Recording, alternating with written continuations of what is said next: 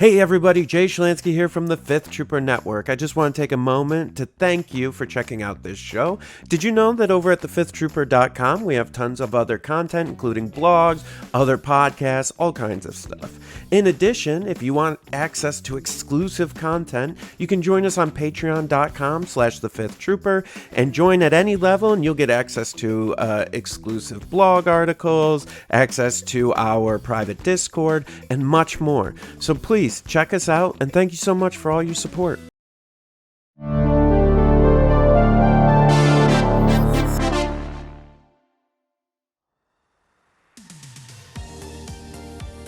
Welcome to the Notorious Scoundrels, a Star Wars Legion podcast bringing you the latest news, general perspective, and competitive discussion.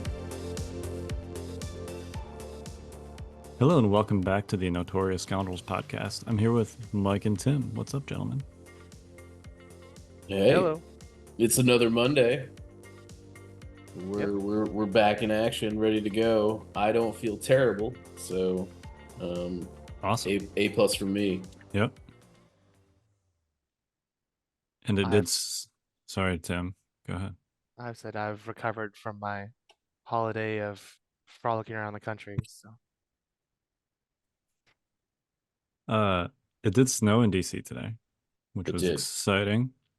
A little bit of it was expected to snow tomorrow. I know you're like it's always snowing up here. We got just for some perspective, Tim. It snowed, I don't know, a tenth of an inch, maybe. It was a little more than that. I'd say it was about an inch over the course of the day. A little more than that. My local game store sent out a memo saying everybody don't come in. The roads are bad. We're gonna be done for the day. Just for some perspective. For some other perspective, we had a day where the people who were at my house were at my house. The people who were not, and there was no exchange of that. The roads had so much snow on them that trucks couldn't get through. Yo, speaking of trucks not being able to get through, I'm not gonna give any spoilers and stuff, but the new True Detective, pretty good. Highly recommend. It's called Night Country and it's based in Alaska. The premise is that it's like it takes place during like Alaska's long night in the winter. Like it's like when it's 20 hours or whatever. Yeah. I guess in the wintertime it's like, the sun goes down and doesn't come back up for like 3 weeks. You should watch it. A plus. All right. Snowy. Keep it in mind. Yeah, definitely. Yeah, it's supposed to snow more actually tonight. The kids have school off tomorrow already, so. Oh, there you go. Yeah. I know Tim is like, look, I grew up in Chicago, Tim. I feel you, but they don't have the infrastructure around here. We don't have enough plows. We don't have enough salt. It's mainly a salt issue, I think. It's not really the plows. I mean, I guess it's tough to get the salt on the roads without the plows, but yeah, it's both. So like 2 to 3 inches of snow does genuinely make driving conditions like very unsafe. We also don't have like, people don't have chains for their tires. Not everybody has like a 4-wheel drive car. Yeah. My head understands, my heart just laughs. Yeah. We had a bus driver at our school who there was one time where she had to tell everyone to brace and then gun it for half a mile at a drift to make it through. That I'm gonna be legit. That sounds that sounds like a uniquely Canadian experience. No, I mean that just doesn't sound like something you should be doing with a bus full of kids. Oh, that's not even the worst thing she did. She also hit a deer once, and it wasn't actually like it was like mortally wounded, but not dead yet. So she took the fire axe out. Oh, yikes! That's a big yikes. The biggest yikes I've ever seen a bus driver do. And sorry to any bus drivers listening to this episode. We're about to just rag on you for 5 minutes. But like there was a kid like throwing a backpack up.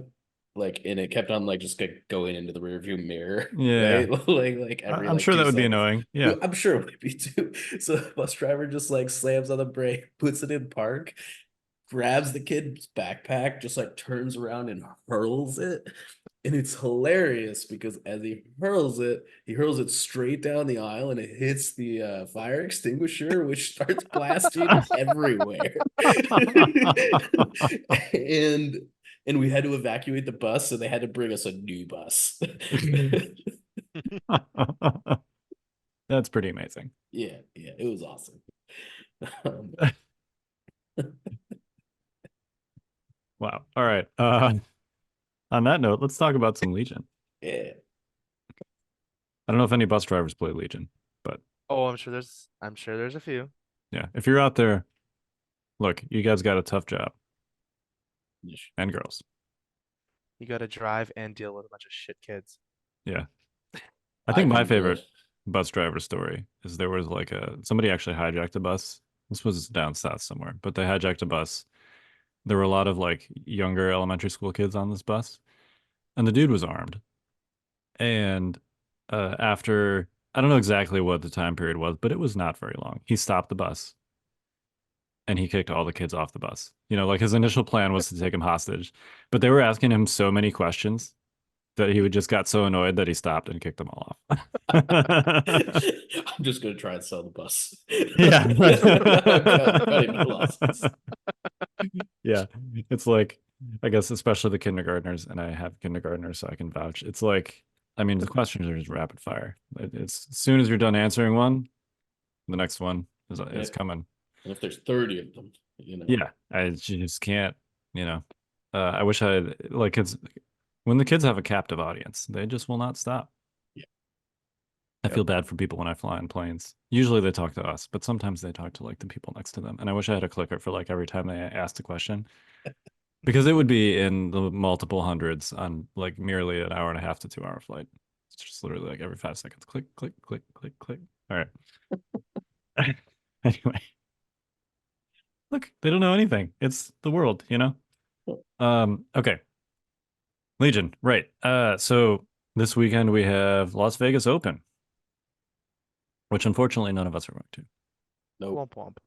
Yeah. Though I think we're in the top 4 last year. Yeah. Yes. Yeah, that's true. The three of us and Evan, right? Evan Paul? Yep. Yeah. Yeah. I remember us because we all went out to get food before like the final 4 games, and it was just the 4 of us sitting at a table, and it's like, oh, it's like a 5th Trooper staff meeting.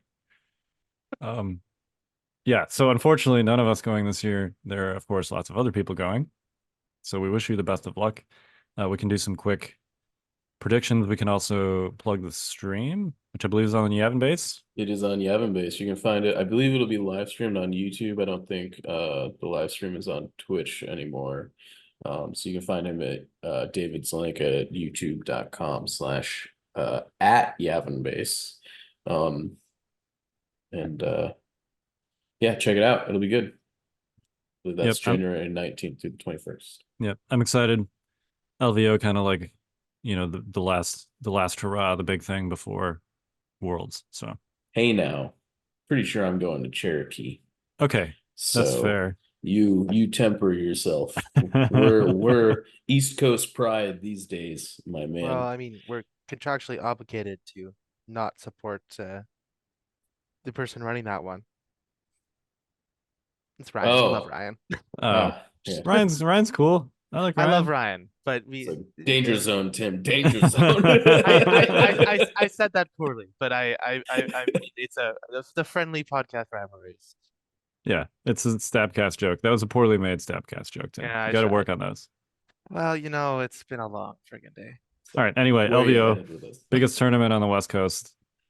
So good luck to everybody. You guys got any like quick predictions? Obviously, not much has changed. We haven't had any releases or like big meta shakeups since PAX, really. But worth noting that I'm pretty sure Geonosians will be legal. Whether people can get them street legal for the tournament and turned around by the night. I believe the street date is the street date the 19th.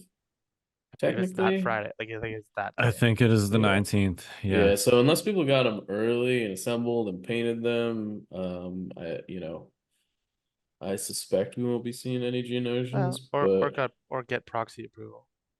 I'm pretty sure proxies are not being allowed Oh, based yeah. on what I have seen. Okay. It's possible that that's not the case, but I'm pretty sure I saw Jordan mention it in the LVO chat on Discord a few times that the real official models would need to be used if you're running geos. Yeah, I will say that, you know, it doesn't feel quite like an Ewok situation where you're going to need to paint like a whole army's worth of them to field them in a way that's relevant. You know, That's fair. you could easily slot Geonosian slot pretty easily in even smaller numbers into like a quote unquote normal separatist list. So I could see people painting up like a squad or two and I just throw them in there. yeah, I also think their paint jobs are like to get a reasonably good paint job, it would be pretty quick. Yeah, you can definitely contrast paint them and like them Yeah. paint the wings or something, right? The- But will be notable that this is the first, I think, legal tournament that they Yes. will be eligible to partake in. So They're Yep. they're like legal with an asterisk tournament. yeah. Legal but difficult to get on the table in So, time. yeah. Yeah. Yeah. So yeah, we'll see. I expect we'll see some more Yoda success, some more Republic success generally. I expect to continue to see Empire struggling. I don't know, Um, man. This next tournament we're gonna talk about, they did pretty well. well, Finn is I mean, Finn is, I think, He's number one on Elo. by right, yeah, by Elo measurement, he's the best player in the world. So, I'm sorry, they just have so many tournaments over there. they have a lot, and it's the same thing with like, I mean, you see the UK players taking a huge increase also, and they just play so many games in Europe. But there's a lot to be said for playing a lot of games for like from a I think they practice and just discipline perspective too. there is. They play a lot of tournament games. I'm not sure they actually play more games than a lot of us. I think they just play a lot more games In a tournament on setting, the record, you know. right? Which is Yeah. still not nothing, you know. No, Tournament no, games no, are, yeah. totally. So Must be nice to have tournaments every weekend. That's all I'm yeah, saying. Yes, it must be really nice to go to like not have to stretch to make it one tournament a year. anyway, so I guess there's two follow-on topic items there. The first is that Elo has been updated for the first time in a while. And it should be monthly updates from now on. I'm not involved in this process, so I don't want to like speak for these guys, but my understanding is that it will be more regular than it has been, basically. So yeah, I don't want to make promises for something that I have no control on. I have heard that they will at least be more common than they were. So yeah, the new number one is Finn. It's no longer me. As it was on the last update. I think I went down to like number 4 or something. You are number 4. Okay. Yeah. Yep. That's Oof. fine. So and then Luke Cook is still up there, number 2 or 3. Number 2. I don't know do you know who Za is? I don't know if Za is the way to pronounce it, but TZA? Is that no, I don't. That is who is ranked number 3 now. I don't. Okay.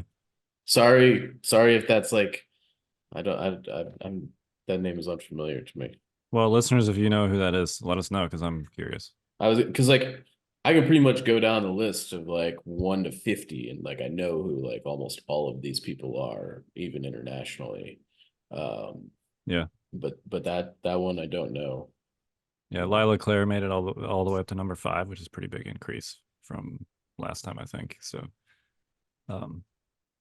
yeah, I mean, go check it out if that's something you care about. I know a lot of people are like, you know, whatever, Elo.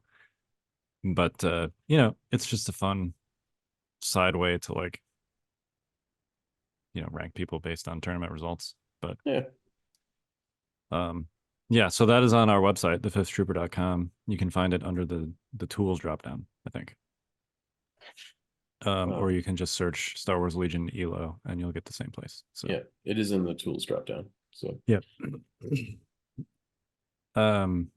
Yeah, so then Nordics, which we alluded to. We were talking about Finn. Finn did not win the event, but he did go 5-1 with Palpatine double Dark Troopers. Is that right? Yes, he did. Yes, he did. I'm super curious And about that. and I just want to shout him out even more here because he is a fellow member of the Church of Force Guidance. Yeah, he's got guidance on Palpatine. I see that. So for all you doubters out there, it's even not it's good on units other than Yoda, you know? Man, them force powers these days. Yeah. And I see the case for it. I mean, Dark Troopers are very surge hungry, Mhm. right? Particularly for defense, because they can't really. There's basically no way to like support their health pool in the same way that you would with other units, right? You can't repair them, you can't You've got to guardian them, proactively support their health pool, right? right? Um, Which I think it- is fine for balance reasons. Personally, I find that boring for like mechanical reasons. sure. I'd rather they were like less ridiculous and also able to be supported by other units. But anyway, it is what it is. So Surge is super important on Dark Troopers. So I can definitely see why guidance is relevant here. Yep. And of course, pull the strings on a Dark Trooper unit is amazing. Yeah, it's pretty good, turns out. So Why only shoot 2 times a turn? You can shoot 3. yeah, exactly. And or just an extra move to get them up the field quicker. Yep. If that's what you need to do. So yeah, I think this is super interesting. Obviously, this was a pretty popular thing back when they first came out because you could use Guardian on them and you can bring IRG with Palpatine. But yeah, uh, you don't really need the IRG. So I think No, importantly in this list too, there is no health support for Palp either. No there's not. Guardian or medics. he seems to play based on the presence of guidance and the lack of anger. I mean, Yeah. Finn can tell me otherwise if you're listening, Finn, but um, based on this list, I read this as a much more passive use of Palpatine than is Yep. typical. I mean, he sus- does have burst of speed. Yeah, I suspect that that's probably not. I don't know. Well, It feels to me like if one of the Dark Troopers starts falling down, like you probably have to have Palpatine get in there, right? Sure. Yeah. well, Yeah. and Palp also has force push, so like I'm sure Palp like turn 5-6 is double moving, pushing something, and just frying everything else. Yeah. That's an interesting choice because personally, having played Palpatine a lot historically, I have trouble getting him to range one, if anything. I much prefer barrier on him, but which, by the way, still works on Dark Troopers. It does. Yeah. It does. Yeah, I don't know. I would be interested to know more about that, but definitely interesting in that we talked about Dark Troopers last week, I think, a little bit, and here they are turning their ugly heads a week later, Yep. But of course, he did go 5-1, so Mhm. that also reinforces our previous conversation about Dark Troopers. Yep. The 6-0 list, the winner of the event was Johannes, also a very good German player. So, and he ran Yoda. Yep. Yoda arcs with some twisty stuff on it, to be honest. Only one full arc team echoes in the full arc. Did take a strike team, but no echo in it. Took some medics, took Boyle, but he's really only got 4 like more than like 2-man shooters, which is less than I'm comfortable running generally. So personally. It's definitely more beef though, right? He's got 2 medics and Boyle. The squads So, themselves are beefier, yes, Yep. for sure. And there is more native surge tokens in this list than others. Just because you've got, phase 2 reliable going down on your big chonkers, plus the clone commander. So there's a lot of surge tokens for sure. You get 3 off the bat plus 2 more later. Yeah. well, he doesn't have guidance, so he Nope. has burst of speed instead of guidance. So that also means potentially a more aggressive Yoda. It's notable that I don't know how many of you keep track of this, but I do. And the number of surge tokens that a Republic list natively has access to. In almost all of the good lists, the number is 5 without command cards. Yeah, that sounds right. Whether it's coming from Force Guidance or the Clone Commander or wherever, like the number of surge tokens you can generate per turn is almost always 5. And which is just interesting because it's not like a thing that we ever talk about or whatever. And I see like people, continents away from each other deciding on basically the same thing. And all of the choices are sort of kind of different, but it all boils down to the same number every time, and it's all 5. And usually you want 3 off the bat. Yeah. Three off the bat means that you're whether it's guidance or bolster, will have time to activate before you run out of surge tokens for defensive purposes. Yep. Just an interesting thing that this is triggering me to remember. Yeah, it's always interesting when like multiple players from different communities kind of land in the same spot organically, right? Yeah.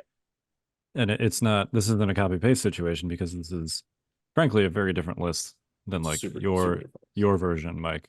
Yeah. But ends up in the same place with a lot of those key metrics, even though the units makeup itself is different. So yeah. All right. Yeah, we're not going to hit all the Nordic stuff there. There were quite a few 5-1s. There were six that went at least 5-1 or better. There was a rebel on there that was Leia, Cassian, Ahsoka, and triple full rebel commandos. So as a fellow full rebel commando enjoyer, thumbs up. That was Richard Rasmussen. So yeah, who would have thought today? Worth noting that the top 8, there was three Empire in the top 8. Yeah. Yeah, the other 2 Empire besides Finn, Kevin Jones, and Patrick Wally. And then Alexander Heatmuller. I apologize if I butchered that. Was also Republic. So Yep. interesting given how terrible we saw Empire do at PAX. Yeah, for sure. That was why I was bringing it up. It is it is still predominantly a Gar top 8. 50%, but no Separatists. Again, that doesn't surprise me. Yeah. Yeah, one of the other Empire lists was a Blizzard Force with Vader, and then the third one, let's see, that was Kevin Jones, and then the third one was Patrick. Yeah, Patrick Wally, which was Veers. It was a Veers Blizzard Force. Okay, so 2 Blizzard Force and double darks. Yep. So I mean, nothing crazy from the darks, I suppose, but The Blizzard Palp Force double is still darks is good. pretty crazy. Yeah, Blizzard Force still good. Right. Oh my God, crazy. Turns out. All right. Should we talk? So our main topic, since we got Geonosians coming out on Friday, is going to be, we're going to do this Droids 101, which we have not done yet. So you're telling me Geonosians are coming out, so we're talking about droids? Sorry, Yes. Separatists 101.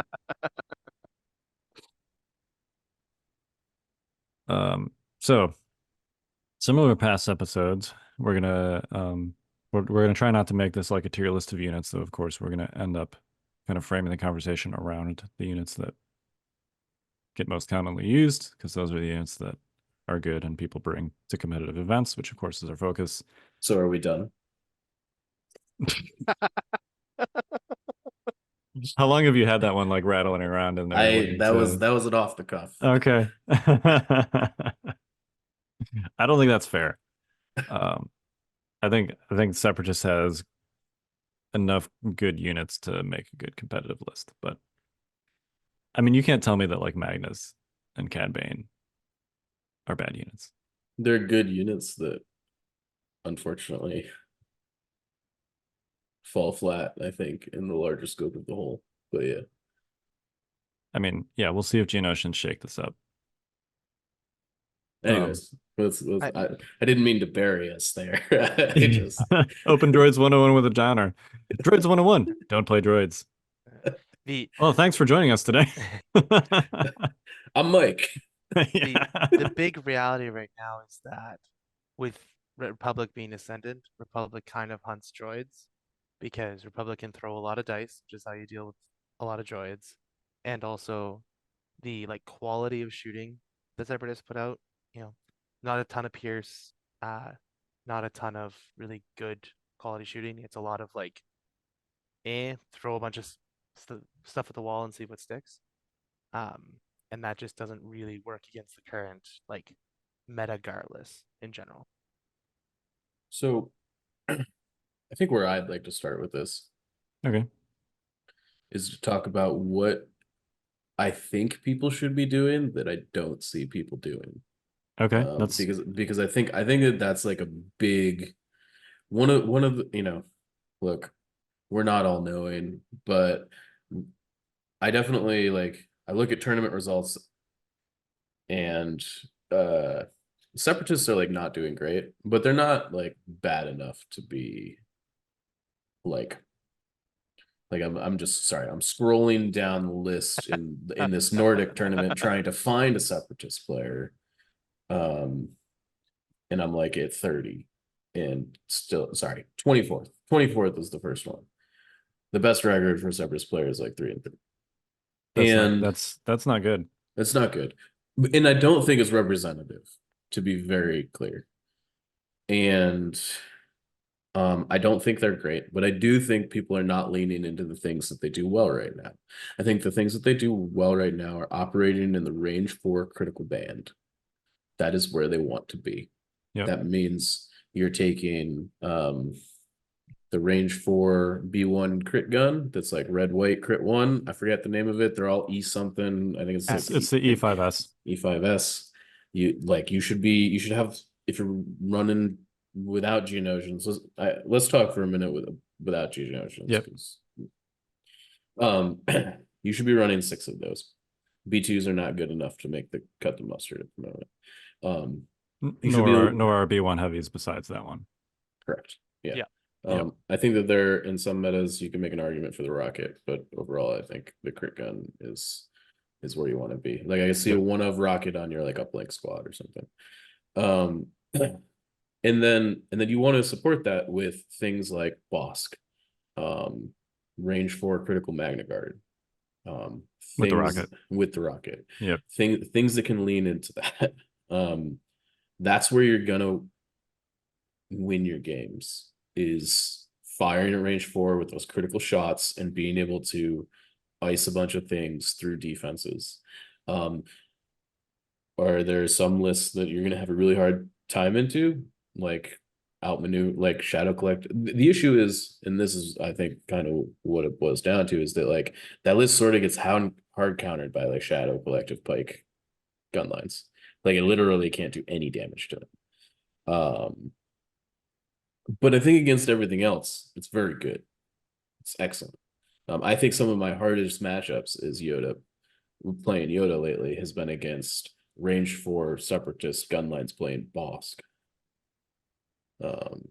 Because Bosk and the gun line just generates enough crits, and you don't really have the mitigation for crits. You can deal with the normal stuff. But unless you're doing like the Sam McHenry spam out maneuver on all your clone core units, which is very expensive. Tim, you do that too. Yep. Unless you're doing that, like you're going to be able to make a game of the Gar matchups for sure if you're leaning into that strategy. Yeah, I tend to agree. And that's what I mean by like they do have stuff that's good. And they can, we did our Rebels 101 and we did our Empire 101. And the conversation was sort of similar in that both Rebel and Empire are good at spamming that long range critical, long range high velocity, long range pierce. Separatists can't really do the high velocity / pierce thing as well. I mean, it's worth noting that AATs are still a thing, but it's super expensive to include AATs. You're never, ever, ever getting an out of cover shot with them anymore. uh, since you're drawing like a 6-inch wide beam towards your target. Um, And you have minimum ranges.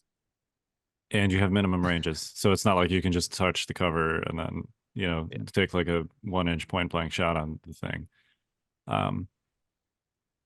Doesn't mean that they're bad necessarily. I have not seen AATs succeed in any capacity since the cover changes. But, because you'd think like a high velocity weapon like that would be great into like a dodge spam meta, but it's just they don't do enough. Not enough dice. But yeah, pound for pound, it's the damage output. It's not it gets past the defenses, right? Like it outside of the armor save, Correct. right. Like it gets past the cover, it gets past the barrier, it gets past But for dodge, like but 4, maybe 5. right, 4 maybe 5, and you're paying like 180 for it, and when they're saving 3 of the 4 maybe 5, Yeah. that's not a great. And that's Great. without barrier, right? That's what, it's yes. it's 4 maybe 5 just with the cover reduction, and then it's 2 maybe 3 after barrier, and then it's like, all right, you kill 1 clone on average. Yeah. Sometimes you Um, spike it and get lucky, and it still doesn't feel very good. Right. Yeah. So yeah, it's AAT's unfortunately sad. But yeah, B1s with the crit gun good, Bosk good. I think Cad Bane still good. He's not particularly great specifically into the Yoda matchup, but he's just a good disruptive, useful piece generally. He's very difficult to kill. He's very good at objectives. Most people don't have a lot of experience against him and they don't know what to do, which is a real advantage. So Magnas obviously are great, super tough. They have a good range for a critical gun, but they can mix it up in close range if they get there. So Staps, I think, still a little unexplored. They went up in price a little bit. I do think you have to run them with somebody that's running aggressive tactics. Otherwise, they just evaporate because of their t-shirt saves. You got to be able to give them like at least an Empire speeder bike save. But yeah, I mean, I think that's generally. I agree with you, Mike. I think that's what they should be leaning into.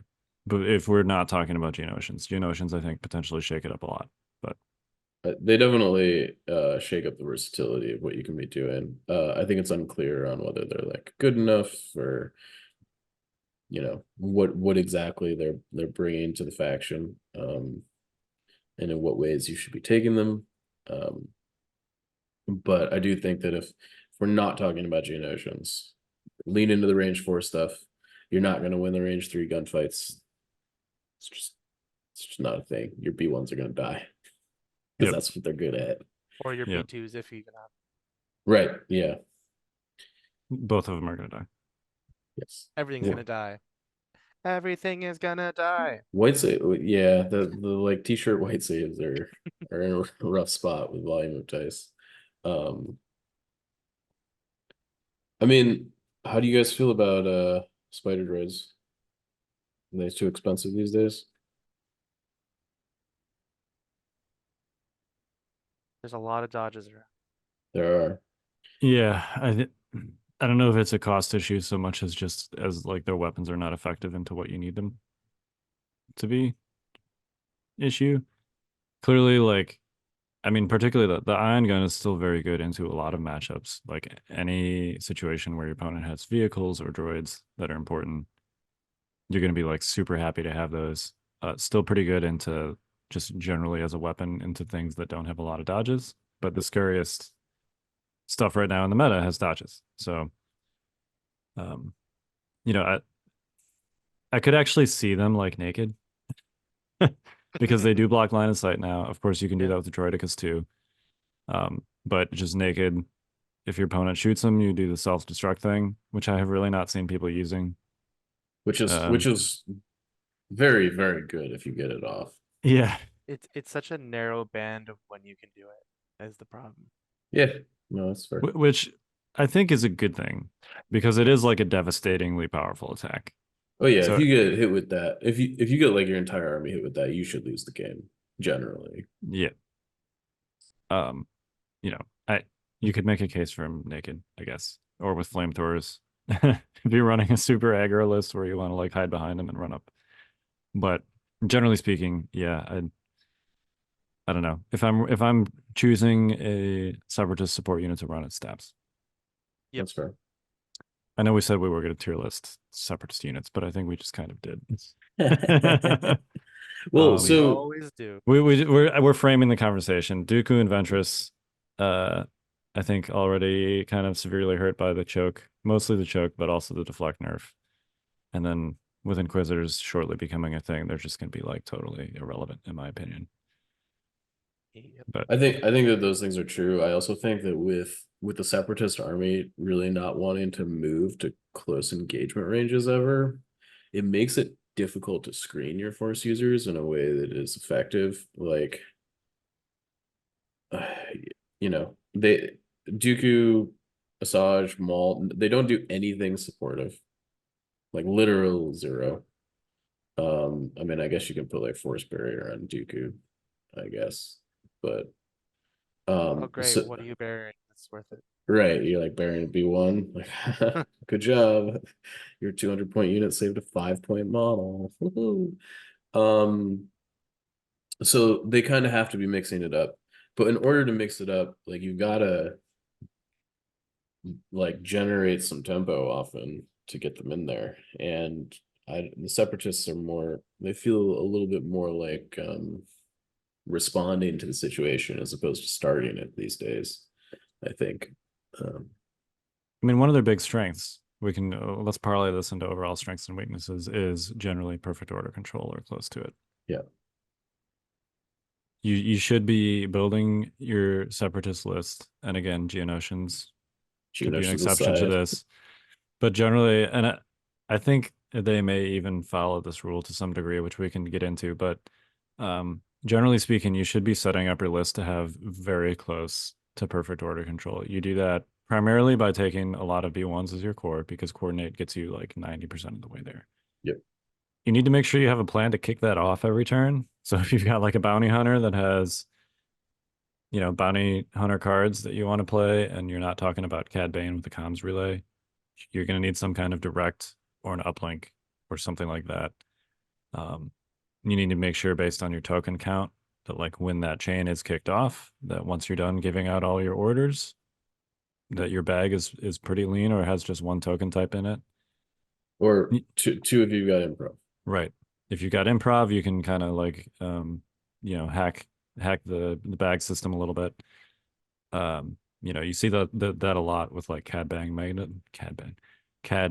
Magnus. Because it's usually, particularly if you're running like 3 Magnas, it's pretty difficult to get all of them in order. But if you've got a situation where you just have like Cad Bane and a Magna in your bag, then you still functionally have perfect order control if you take improvised orders. So yeah, just make sure that you have the right unit mix and the right token mix and the right access to free orders to have something close to, or like not even close to. You really should have perfect order control every turn, unless you're running Geonosians. So and you alluded to tempo, Mike. That kind of goes hand in hand with that, in that unlike nearly every other faction, you should be able to have not only like a single, but like a solid group of timing sensitive units that can just go exactly when they need to go. Yeah. So and I would say, even from like a competitive standpoint, you like, if you're taking B1s and you're like, I mean, you got to put orders on them, not only for the order control, but so that AI attack doesn't trigger. Yep. Because good opponents will screw you. Yes, 100%. And I just like don't want to undersell that, because if I see that you've made a mistake with your B1s, the first thing I'm gonna do is make sure that like, yeah, I screw up what you're doing like 110% by making sure your AI triggers in a way that you don't want it to. Yep. So you're not only doing it for the order control, you're also doing it so that you don't have the drawbacks of your keywords actually bite you, because the B1's key drawback is actually large.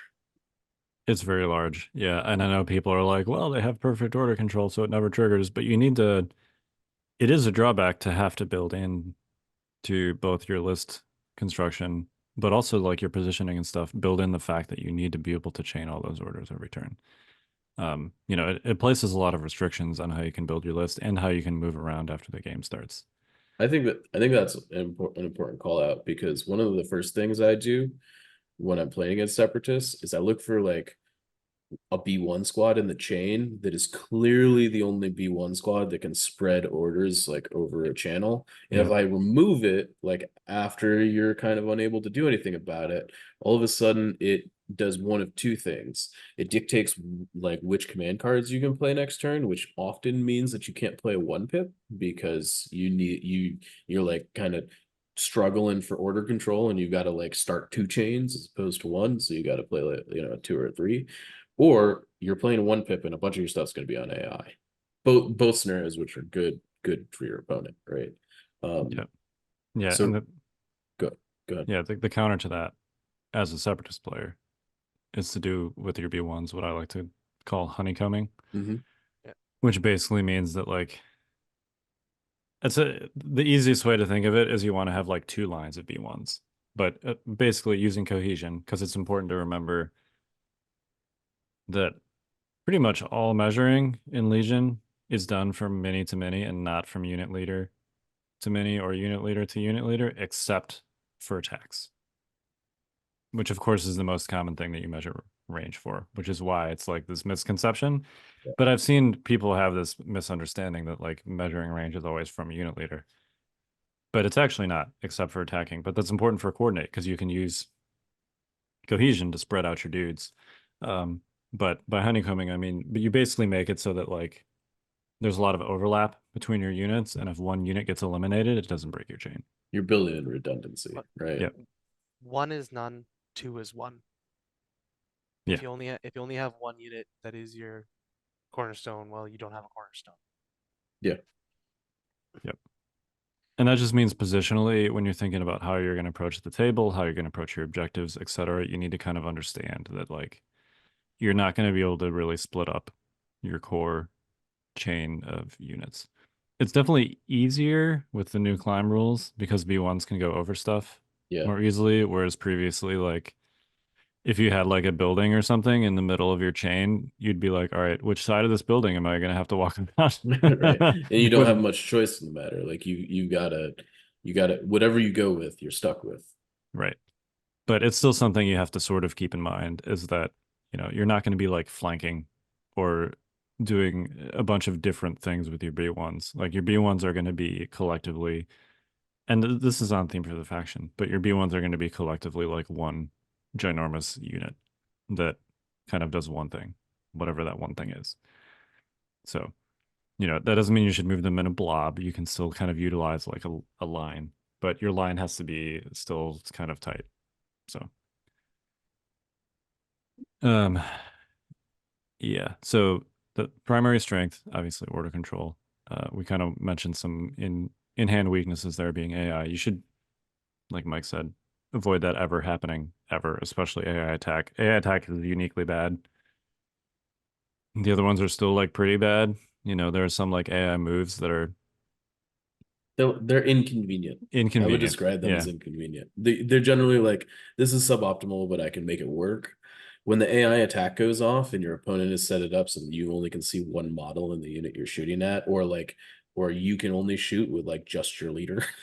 Yeah, or you want to move or something instead of attacking. Yeah. Yeah, it's super bad.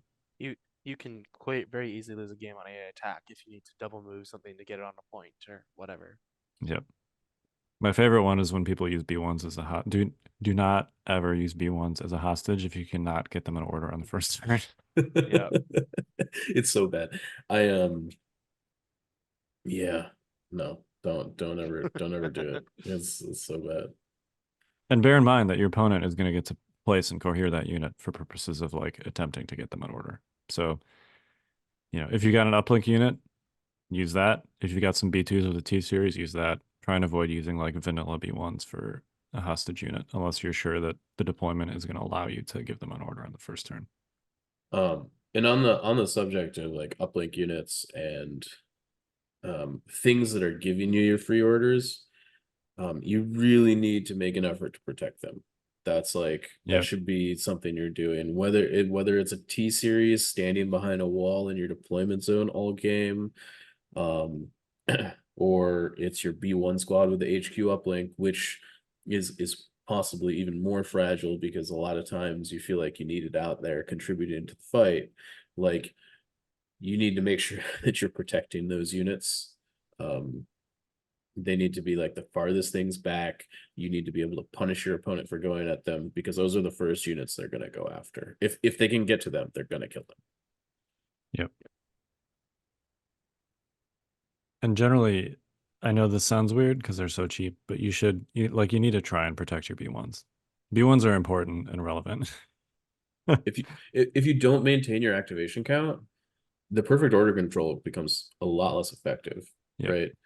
If you go from having 10x or 11x to 8 or 9, all of a sudden you're like, yeah, I have perfect order control, but I'm not able to effectively leverage it into like having boss go last or getting, my force user to go last every turn if my opponent's starting to go before, like gets to go after my finishing moves.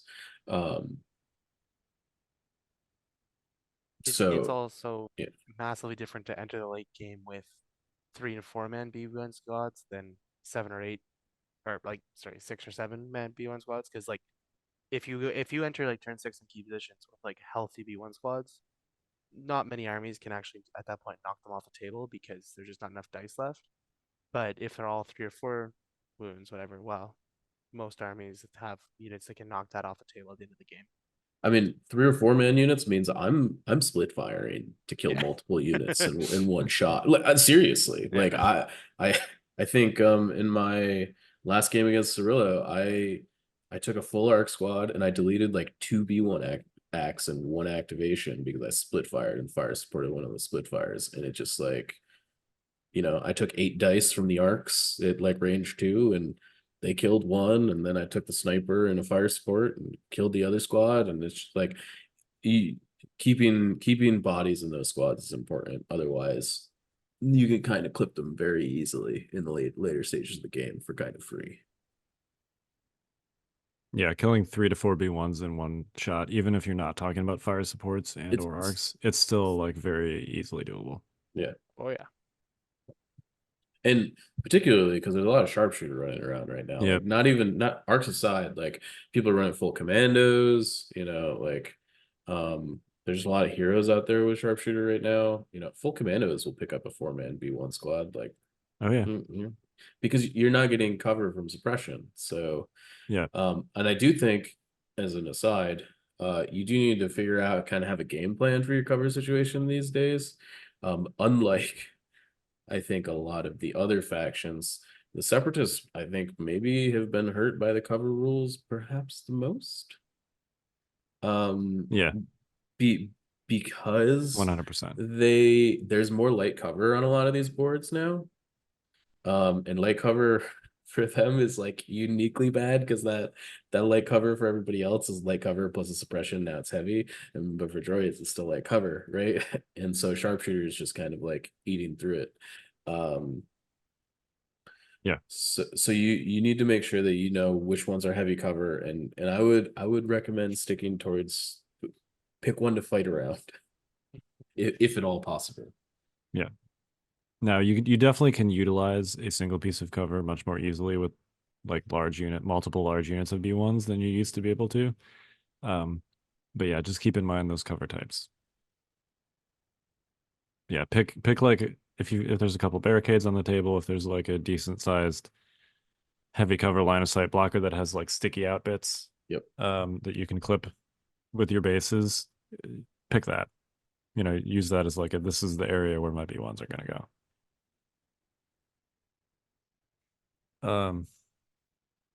It is important to mention as a strength because you mentioned the fact that they don't get suppression, they don't get cover from suppression. They also like don't lose actions to suppression. Yes. They can still panic, which is relevant. But making it so that like most of their units suppression is like a bookkeeping tool until you get to that panic threshold is pretty relevant. You know, your B1s, unlike most other Courage 1 core units, are going to be able to get 2 actions a turn. Your Magnas are going to be able to get, you know, I mean, obviously they're Courage too, but even if they get slapped with a mortar or something, like there's no danger of them only getting 1 action. So Yeah. And I would go as far as to say, like, I wouldn't even worry about B suppression on your B1s at all.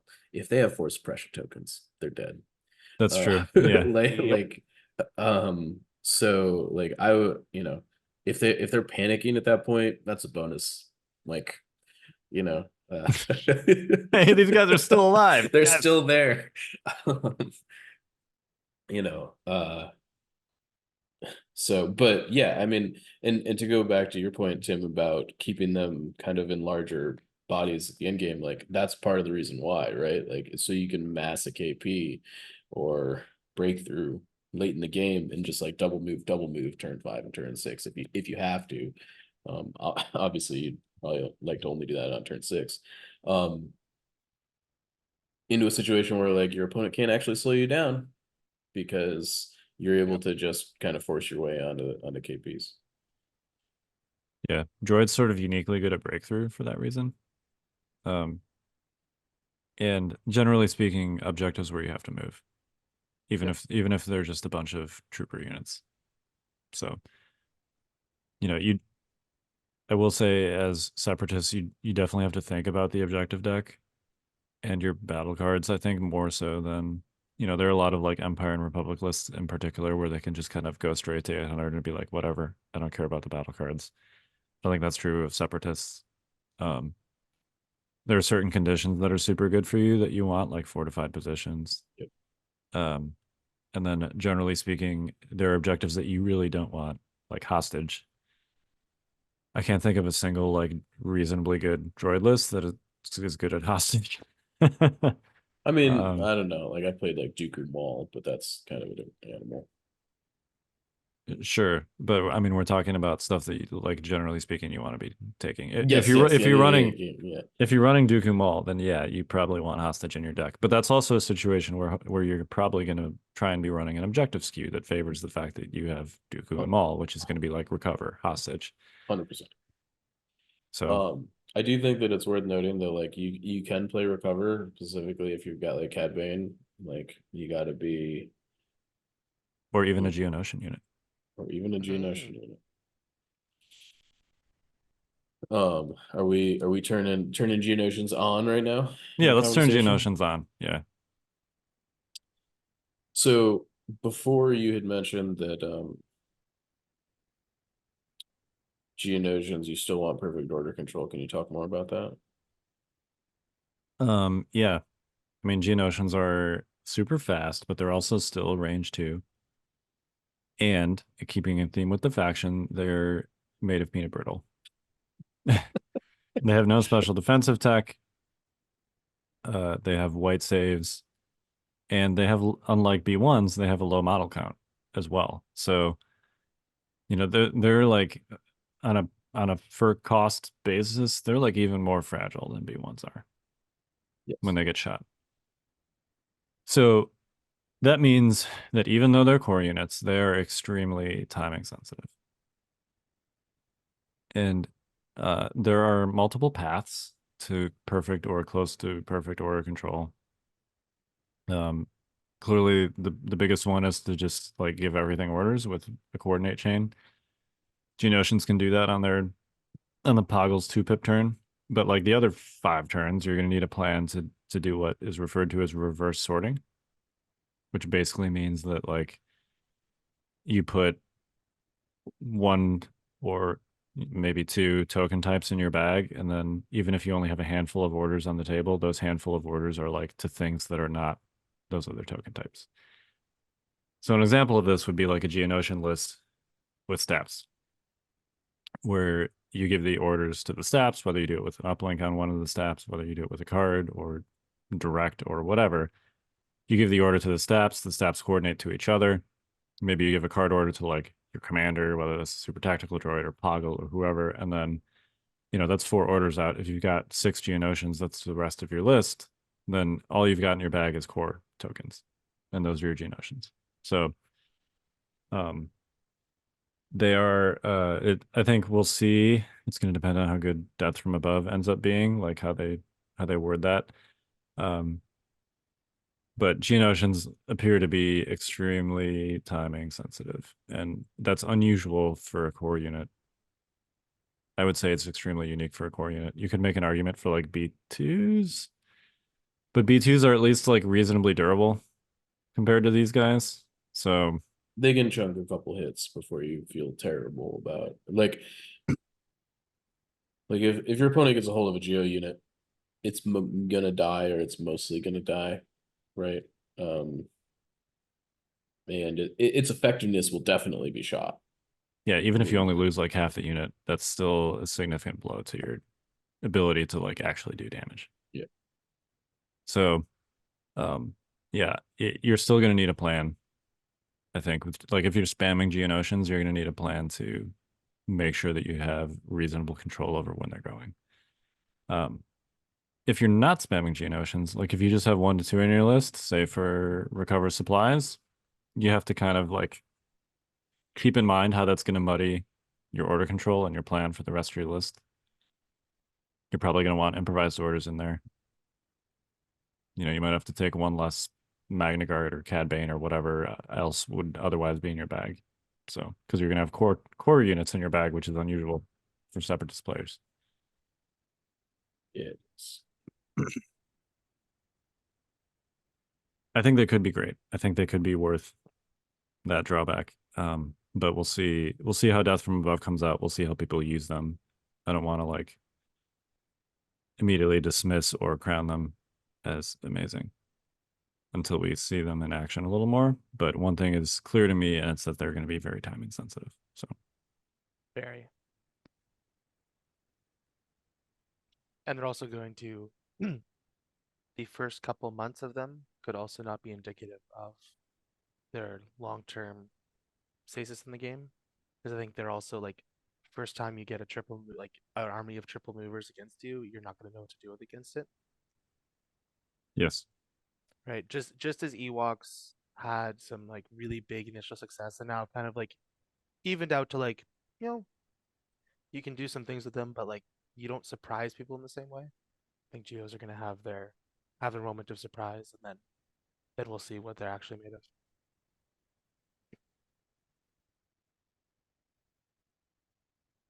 yeah, I tend to agree. All right.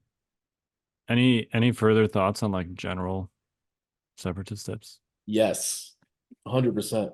I Okay. think we haven't talked about the best thing about Separatists. Okay, go on. Drum roll. What is Wow. it, guys?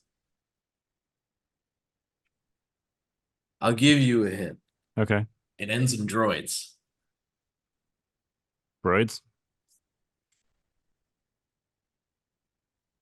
Tim? I don't know. Snail? Experimental droids, my Oh yeah, Oh, friends. obviously. Okay. Yeah. Okay. All See, right. battle forces, I wasn't even like, you know. I think experimental droids are very good. Um, And I think that's actually borne out in the yes. handful of like appearances that they've had. And we're talking, by the way, about the BX focused version of them, the right? BX, yes. Yeah. We're talking about BX droids in the list.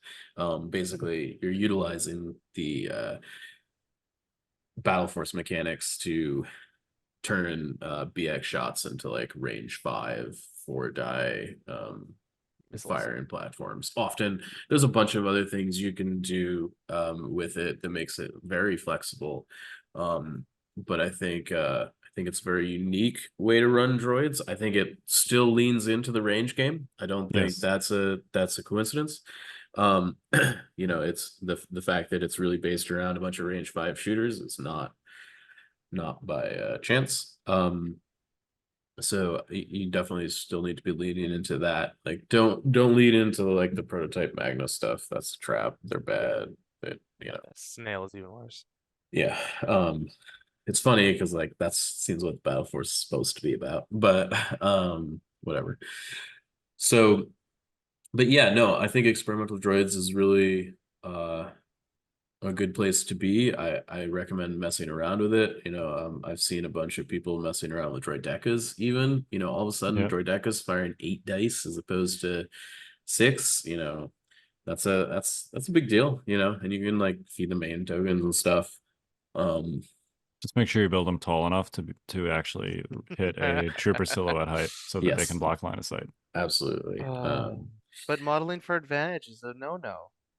It's not modeling for advantage because it depends on how you position the legs. And I'm not talking about any sort of crazy like stretching the legs to a different height. No. Like their natural model build height is so close in either direction to like that silhouette height. I've had countless people after they came out with that ruling, like 50% of people were like, "Oh, look, my droidicas are tall enough to block line of sight." And the other half was like, "Oh, look, my droidicas are not tall enough to block line of sight." And they used the same pieces. Yep. I would And make it's sure like, you clarify with your opponent before the game begins as to like yeah, how tall your droidecas are, even if they're not tall enough to block line of sight. Like I don't know, clarify it. yeah. Um, I think it should, I don't know how you would do this, but it should be like all one way or the yes, other. 100%. I think they should just block line of sight. Like if we're saying droidecas are X height, Yeah. they just block line of sight. Period. Save a Stamp it, right? one silhouette high. Yeah. Yeah. It's super annoying that they happen to be like right Yeah. there at that exact spot. It's So not ideal, that's for it's sure. not. Yeah. But they do get a lot better in the experimental droids.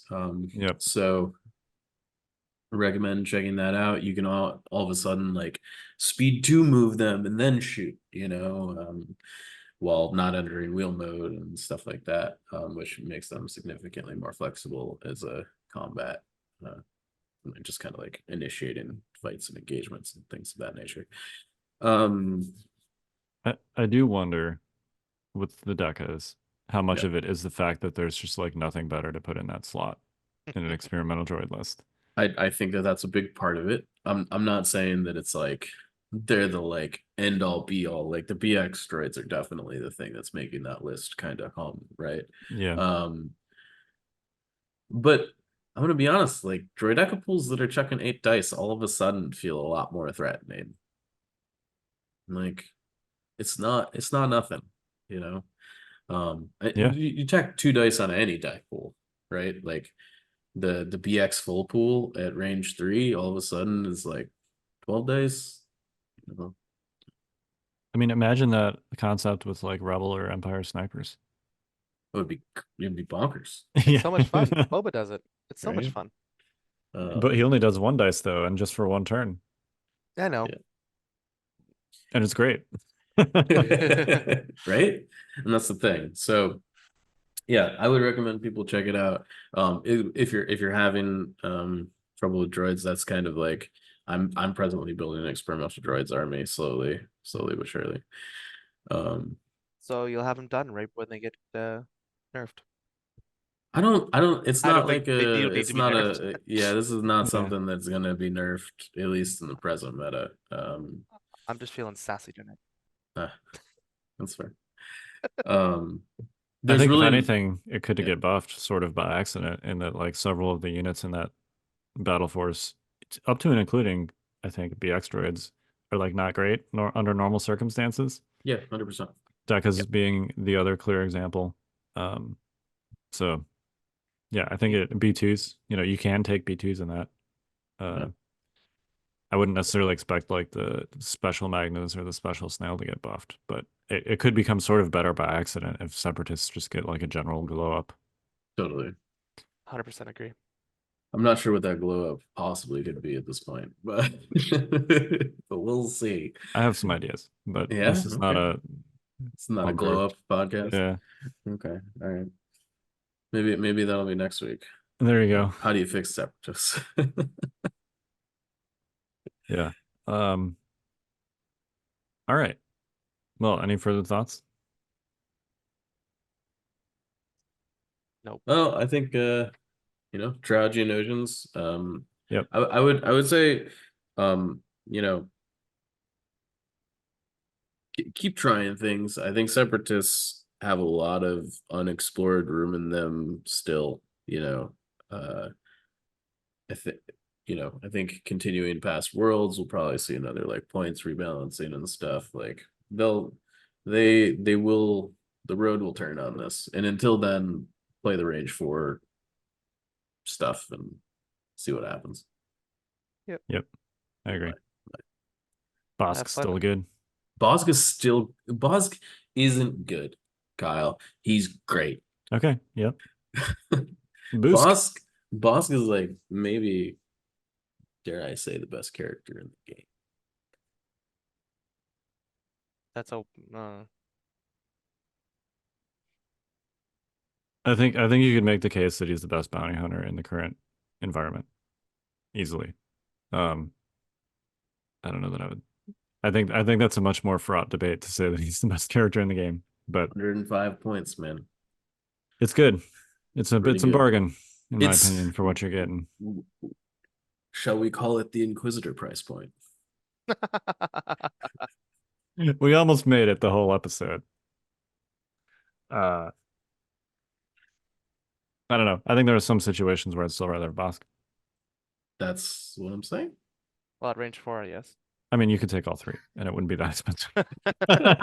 But that's a conversation for another day. All right. Well, we are the Notorious Scoundrels of Kyle. I'm Mike. I'm Timbo. Stay fresh, cheese bags. Have fun at LVO. Yep. Good luck, everyone.